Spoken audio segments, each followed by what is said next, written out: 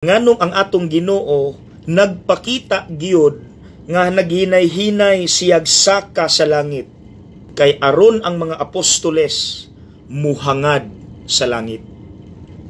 Importante kay na mga igsoon. Kay sa ilang kasinatian, gibiyaan na sila sa Dios, no, physically. Pero sa dihang gasigi sila ampo, gahangad sa langit, didto sa maong kwarto, sa upper room, mikunsad ang Espiritu Santo. Wala gyud na makak ang Ginoo.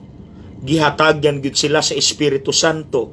Ug human ato, wala na sila mahadlok musangyaw kang Kristo. Kulatahon, patyon, they don't care. Mensahe na alang nato. In good times and in bad, in sickness and in health, magkinaunsa, hangad gyud sa langit. Kung naay mga problema o mga pagsulay, hangad sa langit o pagampo. Kung naay mga desisyon, hangad sa langit. Kung naay mga buhatonon, hangad sa langit. Ayaw gyud pagsalig sa imong kaugalingong gahom kay limitado na. Okay? Hangad sa langit ug tagaan ka sa Espiritu Santo aron mahimo kang isog og kusgan. Fire, Holy Spirit, fire.